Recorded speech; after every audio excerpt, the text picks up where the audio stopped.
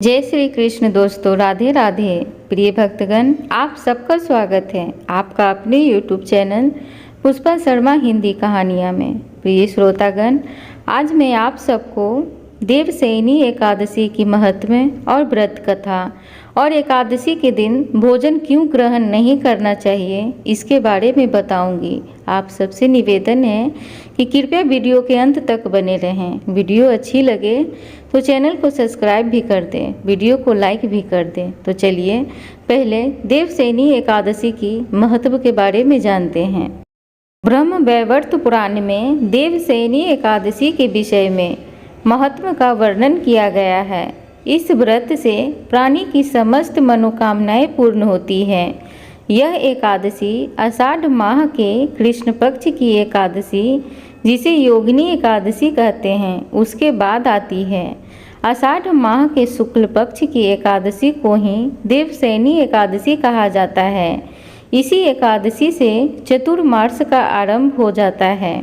माना जाता है कि इस अवधि में कोई भी शुभ कार्य जैसे विवाह आदि नहीं किया जाता है। मान्यता है कि इस दिन से भगवान श्री हरि विष्णु क्षीर सागर में शयन करते हैं और फिर 4 माह बाद उन्हें उठाया जाता है। उस दिन को देव उठान एकादशी कहा जाता है। इसी बीच के अंतराल को ही चतुर्मास कहा गया है। देवशयनी एकादशी को देवशयनी, महा एकादशी, थोली एकादशी, हरि देवशयनी, शयनी तथा प्रबोधनी एकादशी भी कहा जाता है। देवशयनी एकादशी का व्रत कथा कुछ इस प्रकार है। धर्मराज युधिष्ठिर ने कहा, हे केशव, आषाढ़ शुक्ल एकादशी का क्या नाम है? इस व्रत के करने की क्या विधि है और किस देवता का पूजन किया जाता है? श्री कृष्ण कहने लगे कि हे युधिष्ठिर, इस कथा को ब्रह्मा जी ने नारद जी से कहा था, वही मैं तुमसे कहता हूँ। एक बार देव ऋषि नारद जी ने ब्रह्मा जी से इस एकादशी के विषय में जानने की उत्सुकता प्रकट की।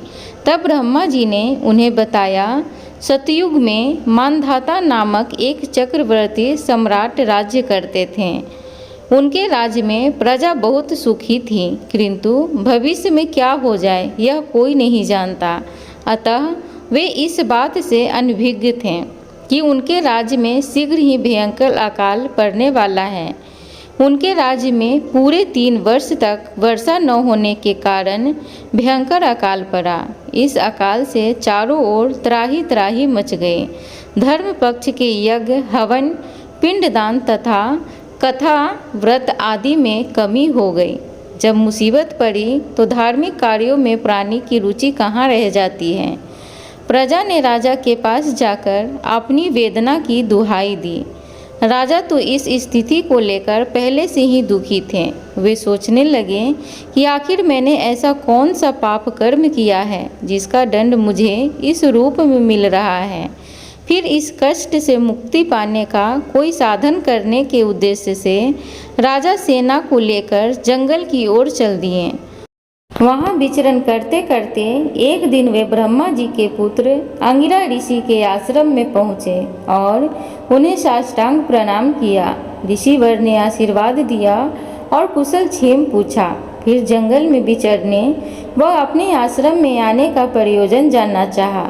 तब राजा ने हाथ जोड़कर कहा, हे महात्म, सभी प्रकार से धर्म का पालन करता हुआ भी मैं अपने राज्य में दुर्भिक्ष का दृश्य देख रहा हूँ। आखिर किस कारण ऐसा हो रहा है?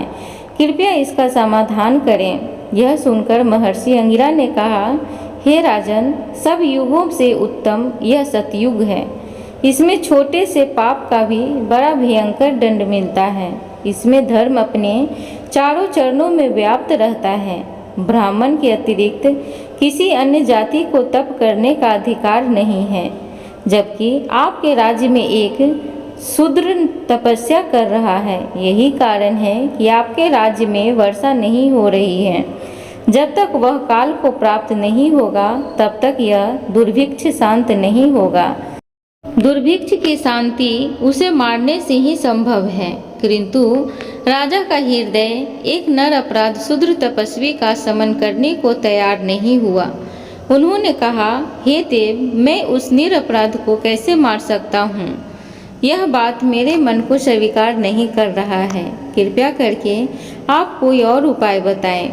महर्षि अंगिरा ने बताया, आषाढ़ माह के शुक्ल पक्ष की एकादशी का व्रत करें। इस व्रत के प्रभाव से अवश्य ही वर्षा होगी। राजा अपने राज्य की राजधानी लौट आए और चारों वर्णों सहित देवशयनी एकादशी का विधि पूर्वक व्रत किया। व्रत के प्रभाव से उनके राज्य में मूसलाधार वर्षा हुई और पूरा राज्य धन्य धान्य से परिपूर्ण हो गया। ब्रह्म वैवर्त पुराण में देवशयनी एकादशी के विषय में महत्व का वर्णन किया गया है। इस व्रत से प्राणी की समस्त मनोकामनाएं पूर्ण होती है। एक बार प्रेम से बोलो, श्रीमन्नारायण नारायण। प्रिय श्रोतागण, अब हम सब जानेंगे कि एकादशी के दिन अनाज को ग्रहण क्यों नहीं करना चाहिए। श्री भगवान ने घोषणा की कि एकादशी के दौरान देवी के इस महान कार्य के कारण पूरे जगत में कोई भी पाप नहीं रहेगा। लेकिन पाप तो पहले से ही है।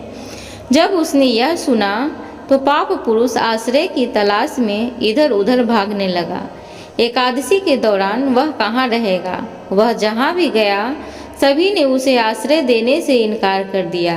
अंत में पाप अन्य के पास गया। एकादशी के दौरान अन्य ने उसे आश्रय देने के लिए सहमत हुआ। जो कोई एकादशी के दौरान भोजन करता है, ये पाप उस व्यक्ति में प्रवेश करेंगे, जैसे रोग, समस्या, हानि, परेशानी इत्यादि बन जाएंगे। एकादशी देवी को विष्णु कन्या भी कहा जाता है, क्योंकि वह भगवान की मानस पुत्री है। उनकी पुत्री पूरी जगन्नाथ मंदिर और द्वारका धाम में है। भगवान के धर्म की रक्षा के लिए जितने भी अवतार हैं, वे सभी एकादशी के दिन ही हुए हैं। इसलिए यह इतना पवित्र दिन है। एक बार प्रेम से बोलो, श्रीमन्नारायण नारायण। प्रिय श्रोतागण, अब हम सब एकादशी की एक और प्रचलित कथा को श्रवण करेंगे। ग्वालन मुनि का भद्रीशील नाम का एक पुत्र था। भद्रीशील ने छोटी उम्र से ही एकादशी व्रत का पालन करना शुरू कर दिया। मुनि ने उन्हें ऐसा करने के लिए कभी नहीं कहा था। एक बार मुनि ने भद्रीशील से पूछा कि उन्हें इस व्रत को करने के लिए किसने कहा है। भद्रीशील ने कहा कि मैं कई जन्मों से एकादशी व्रत करता आ रहा हूँ। आमतौर पर किसी को भी अपना पिछला जन्म याद नहीं रहता। जब तक आप माँ के गर्भ में होते हैं तब तक आपको अपने पिछले जन्मों की याद रहेगी, लेकिन जन्म से ठीक पहले सारी स्मृति मिट जाती है। लेकिन भद्रीशील को अपने पिछले जन्म की याद उस समय में भी थी। यह एकादशी व्रत की शक्ति थी जिसका वे पालन करते थे। वे एक पूर्व जन्म में धर्मकीर्ति नामक राजा थे।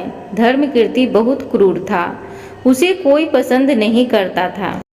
ऐसा कोई पाप नहीं था जो उसने नहीं किया हो। एक बार वह अपने सैनिकों के साथ शिकार पर गया। उसने एक हिरण को देखा और अपने सैनिकों से कहा कि उस हिरण को चारों ओर से घेर लो।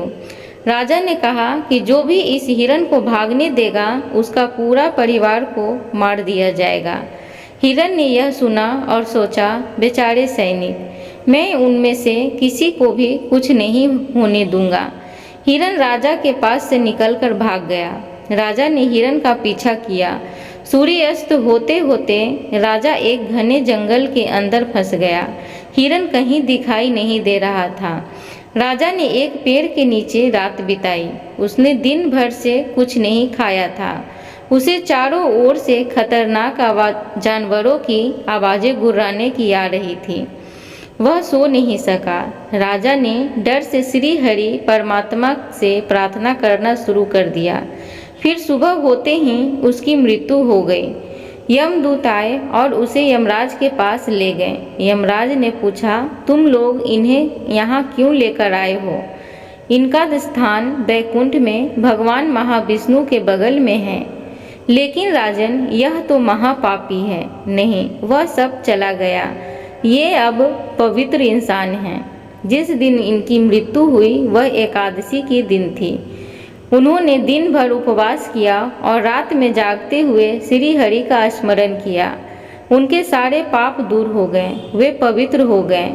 यमराज ने स्वयं एक स्वर्ण रथ बुलवाया और राजा को बैकुंठ भेज दिया। जब लोगों को इस बारे में पृथ्वी पर पता चला तो वे सभी एकादशी का पालन करने के लिए और अधिक उत्साहित हो गए। एक बार प्रेम से बोलो श्री हरि विष्णु भगवान की जय। प्रिय श्रोतागण, आप सबसे उम्मीद है कि आज की कथा आप सबको अच्छी लगी हो, तो कृपया करके चैनल को सब्सक्राइब करें, वीडियो को लाइक करें, कमेंट बॉक्स में श्रीमन नारायण नारायण जरूर लिखें। धन्यवाद।